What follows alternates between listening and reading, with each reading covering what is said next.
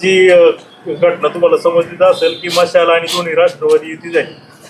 मला आहे ना खरं आज सकाळपासून प्रचंड गडबड होती. मला ते कळाले, पण ते काय झालंय कसं झालंय ती बाई ते मला एका कार्यकर्त्याने दाखवली, पण मला ते ऐकता नाही आली. तुम्हाला काय विश्वासात घेतलं नाही या सगळ्या निर्णयाप्रती? जवळजवळ तसंच आहे. काल रात्री नाही, काल दिवसात आम्ही बसलेलो होतो.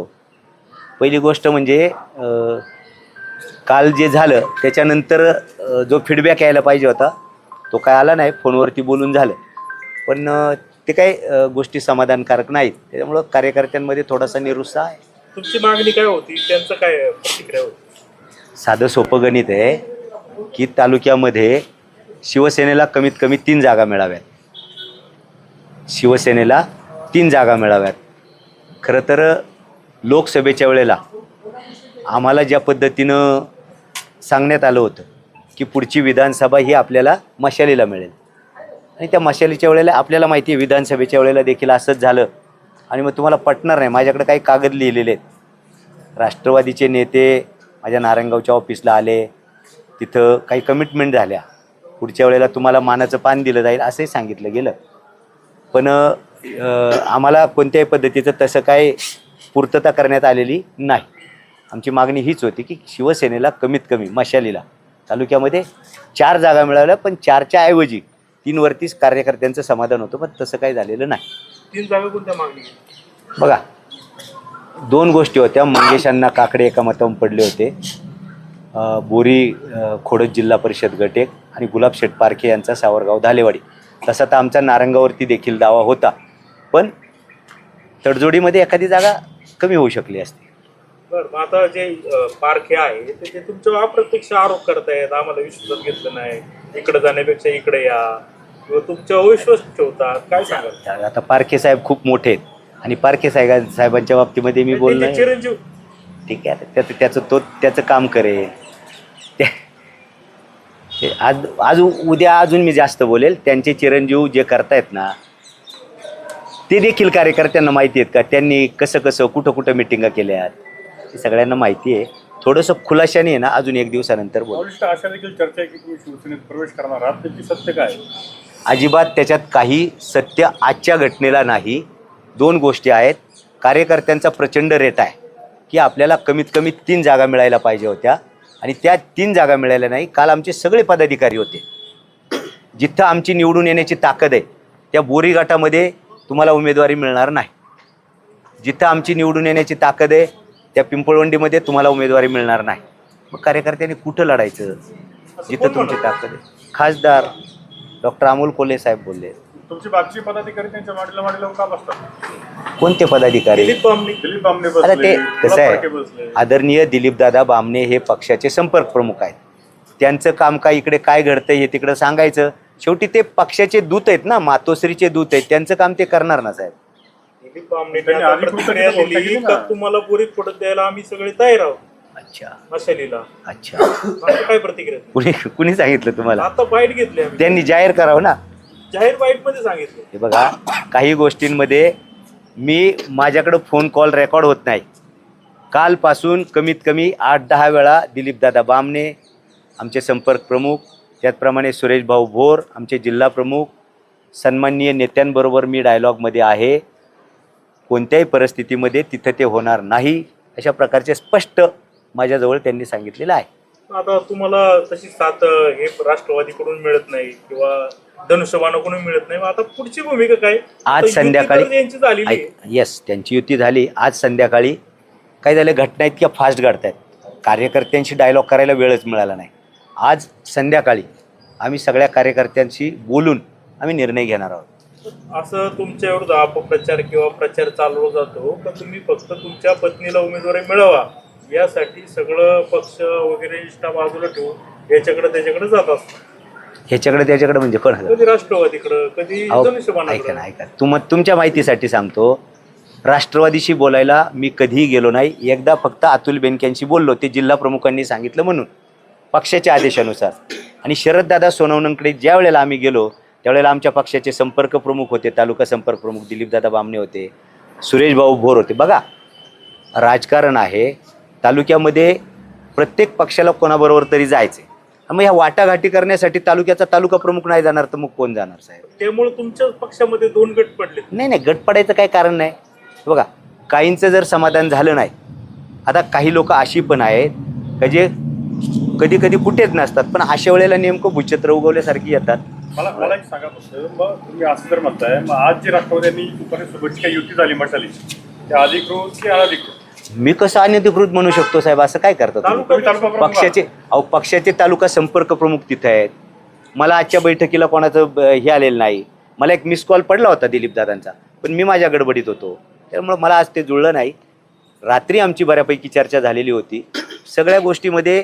काल त्यांनी क्लेरिफिकेशन देणं गरजेचं होतं. सगळे आमचे बघा, आज माझ्याजवळ 2 उपतालुका प्रमुख. बरं, दुसरी एक गोष्ट आहे, आज तुम्ही सांगितलं दिलीप दादा बामणे होते, अजून कोण सांगितलं मला ते बघता आलं नाही म्हणून विचारतो. मित्र होते, गुलाब पारखे होते, अच्छा, किंवा तुमचे ते शरद चौधरी असतील, किंवा तुमचे सोबत जे असतात काय काशीत आपले बाजार समिती संचालक, तुमचे मित्र काय संचालक संतोष दा चव्हाण, भास्कर शेटगाड, भास्कर शेटगाड. हे पण होते.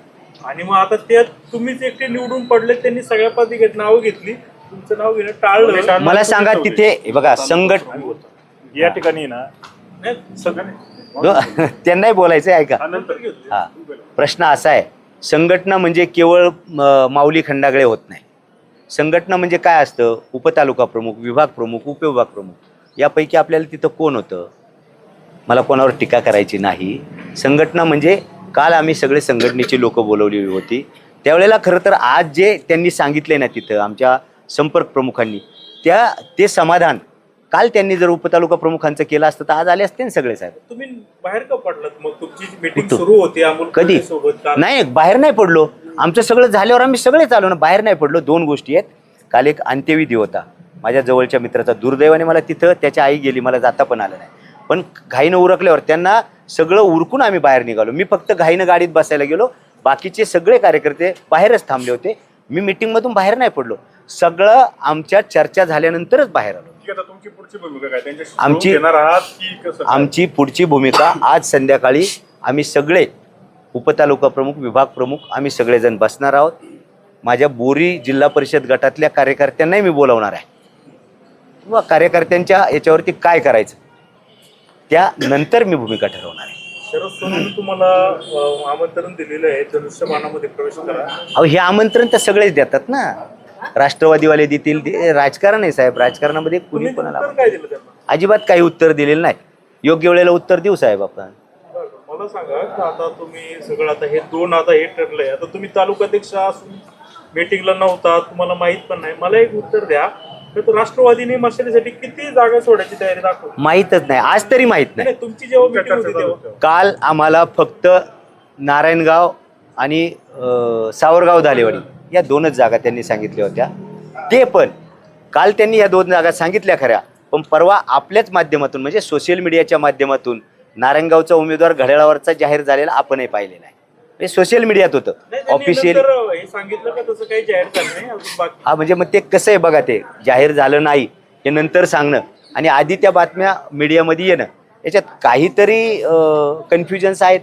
नारायणगावचं आणि तुम्ही सांगताय की सावरगावची तयारी होती, तर त्यांचं तेच आहे की फक्त स्वतःच्या पत्नीला उमेदवारी मिळत नाही, जागा मिळत नाही, म्हणून सगळा आकांत आणि प्रश्न 2 गोष्टी आहेत साहेब.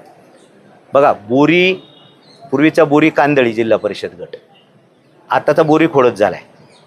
या गटातली आकडेवारी मतदानाची तुम्ही काढा.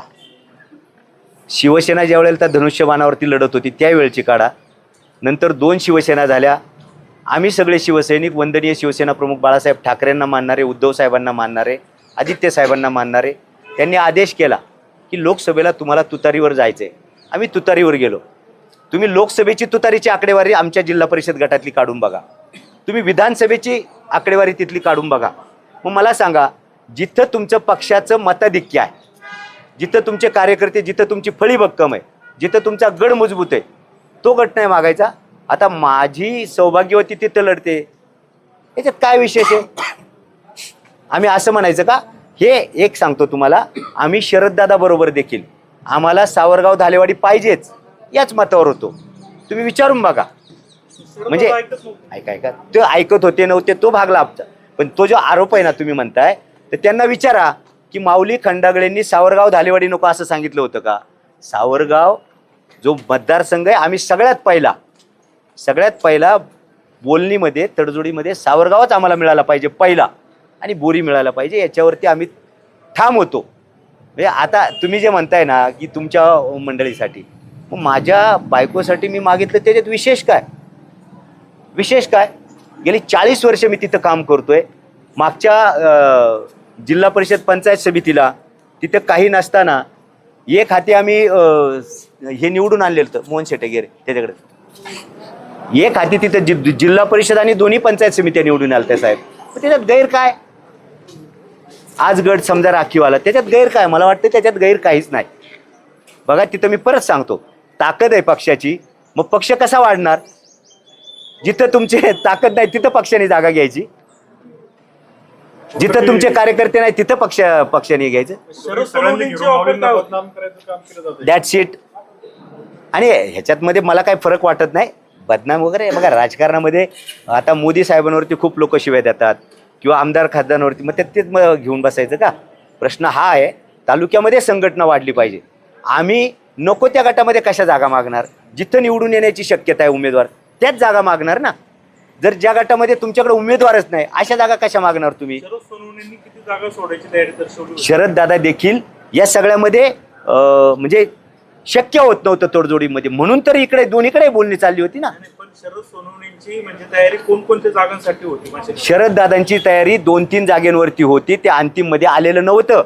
आम्ही त्यांना हेच सांगितलं होतं की आम्हाला सावरगाव पाहिजे, आम्हाला बोरी पाहिजे, आणि आम्हाला पिंपळवंडी देखील पाहिजे.